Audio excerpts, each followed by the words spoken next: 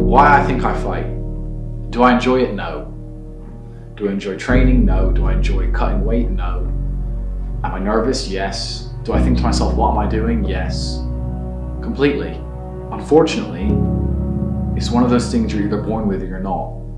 And the only way I can explain it, to try and make it make any sense, is that if I'm not doing something which is either extremely difficult or extremely stressful, I'm in a perpetual state of crippling boredom. Followers, women, power, money. The life of Andrew Tate has been exploding online lately. And through this, he's been creating so much controversy with previous raids, his views on Western society, his views on women. This is propelling him into success. And this story of Andrew all began in a little town in the US. December 1st, 1986, you breathe air for the first time. Born in the States in Washington, D.C., your African-American father, who's a retired professional wrestler and a retired Air Force sergeant, now plays professional chess to make money. Partying, hanging out with girls, and hustling people for money by playing chess. You're growing up to be a chess prodigy. Your dad, who is a chess master, teaches you, and he becomes your idol. Becoming Indiana state champion in chess, beating a 16-year-old for the title, proves to yourself that you're becoming a master in the game. You love chess, learning many lessons from it and how it's played and bringing it into life. Then all of a sudden, your mom splits up with your dad, and quickly, you're moving to England, staying in a hostel with your brother, sister, and mother trying to make ends meet. You lost one of the most important people in your life, your father and your chess coach. Now what? How are you going to replace chess? There's no chess community in England, and you can't find a teacher. How are you going to keep yourself out of trouble? While stumbling around, trying to figure out what to do, you come across a fighting gym. Fighting can be the same as chess, a one-on-one game. If you lose, it's because you made a mistake. You can't blame anyone else and there's no excuses. Something that your dad taught you. Now diving headfirst into fighting just at the age of 15, training 7 times a week, working up to the first professional fight. At age 17, you have your first MMA fight, and 5 others after that. And both, as I say, coming from a striking background, one from boxing, one from kickboxing. Big overhand shot by Tate. Your career is progressing and you get offered more money to kickbox. Good shot there. Good shot there. Oh! Beautiful shot there, I told you! Knowing the fight game can be a very hard way to make money. You take the offer and end up sticking with kickboxing. And this pays off, now becoming a 4-time world champion kickboxer and making more money than you've ever made before. Each fight is paying up to $75,000. That money is good by most people's standards, but it's not boxing money, it's not millions. Through paying your promoters, managers, car payments, and other life expenses, you are only really left with a couple grand to your name. You wake up one day wondering why you are giving 7 hours a day to fighting. And what if you can put this 7 hours into something else? What else could you achieve? What kind of money could you make? What's the point of being world champion if you can't buy a Lambo? Now, this is the part where you see more money than you ever seen before. You can do more than you ever done before. But just trying to figure this out in the beginning wasn't easy. Google becomes your new teacher, learning everything there is to know about money and how banks work. You begin to write down your assets and liabilities. The only asset you have from the years of fighting are your 6 girlfriends who all live in different parts of the world. Being a champion kickboxer might not get you a Lambo, but it has its perks, attracting women who think you are a champion of the world and who think you are rich. And it just so happens you are browsing the web and you noticed an ad in the corner of the website that says, "Talk to live girls now." Intrigued by this, you click on the link and all of a sudden everything makes sense. You had your aha moment. A webcam company is exactly what you're gonna do. But there's just one problem. All the girls you are dating do not know you're dating other women. But it doesn't matter. You call your 6 girlfriends and explain to them that you have a job for them and they all are gonna come to live with you in London. 4 of them come and you sit them down and introduce them to each other, explaining that you've been with all of them and that you are starting a webcam business. Anyone who isn't with the idea can fly home. 2 of the women get up and leave, but the 2 who truly love you decide to stay. And that was the beginning of the webcam business. Many challenges were faced in the beginning. Training 2 girls on what to say to older men and how to gain more money out of them was just much harder than you thought. It came to the point where you had to sit behind a camera and type for the 2 girlfriends while they acted like they were typing on a fake keyboard. Working 16 hours a day and pulling up to 3 to 4 grand each day. The business now needs to expand and make more money. Although at this time making money on the internet was unheard of, but you're starting to see the potential of internet money and the webcam business. Quickly expanding your business up to 75 girls and bringing in your brother Tristan to help manage the business.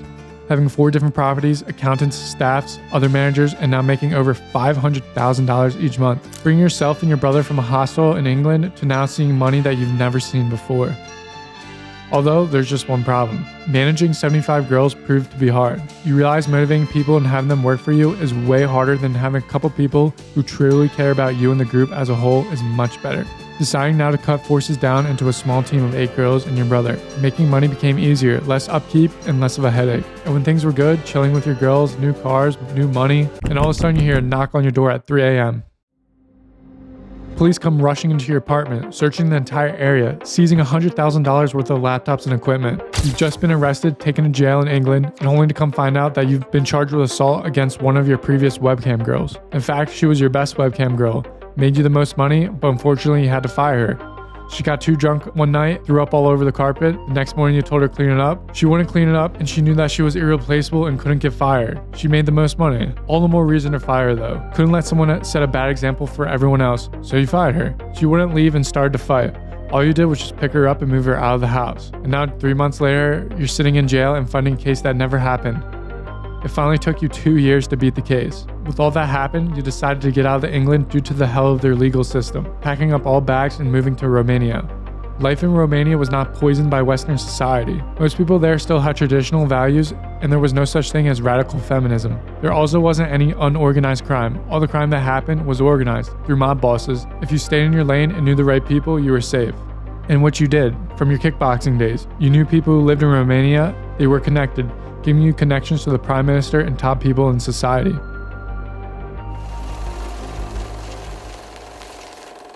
While commentating over RSF, which is Romania UFC, and you own 10% of it, you noticed that one of the event sponsors was a casino brand. This casino brand was owned by 3 brothers that have 400 locations throughout Europe. It was speculated that they were turning over $18 million a day. You decided to confront them and say that you want to get involved in the casino business. They quickly say to you, "Why do we need you? We already make plenty of money and you provide no value at the moment." To which you agree with their points and you realize you need to find a reason for them to work with you. A few years pass and you finally come up with a plan. You present it to them. You now want to open a location right next to their biggest competitor, while completely paying for the location and giving them a percentage of turnover. This intrigues them. You're now going to war with their competitors at no extra cost for them. This is a deal they cannot refuse. 2 doors down from now your new casino, you notice a Starbucks with many people waiting in line. This strikes an idea. Quickly putting up a huge sign that says free coffee and hiring an attractive waitress to give out the coffee. All the guys who used to wait in your Starbucks line every day now come to your casino to get a free coffee from an attractive waitress and then spend their extra money in the casino. Bingo. You've just found a way to destroy your competitor and prove to the 3 brothers that you are the real deal. Now you open up 15 locations, buying a $2 million Bugatti Chiron. Life is better than it's have ever been before.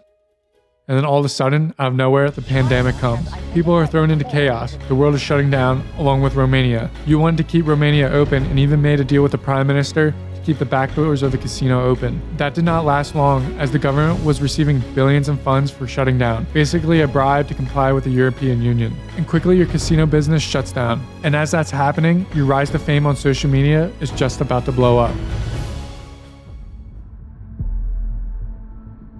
Throughout your life, you have views distilled into you by your father on how the world works, how women work, how Western society is terrible for men. You become more and more public with these ideas, appearing on podcasts like Fresh and Fit, and even famous comedians like Tom Segura. Your ideas and views give you a cult-like following with many people who love you, and just as equally, if not more, people who absolutely hate you and despise you. Everything you post does well, and with TikTok clips, your videos are now getting millions of views. You understand the more controversial things you say, the more viewers you get on your videos. And that's when you have the genius marketing idea to blow your brand and your success to a whole new level once again, using your new course, Hustlers University. Anybody who signs up for the course now has the ability to become an affiliate marketer. How do you then tell them to market? Create an account on TikTok and post clips of me on there and have a link in your bio. This leads to a storm of people on TikTok creating accounts and posting clips. 100 accounts are created and thousands of videos are posted, many getting millions of views, bringing your fame to a new level. With over 1 million followers on IG, living life, going on jets, having lots of beautiful women around you, you now finally are the big G you were meant to be when you just started out in the US, learning everything about life from your father.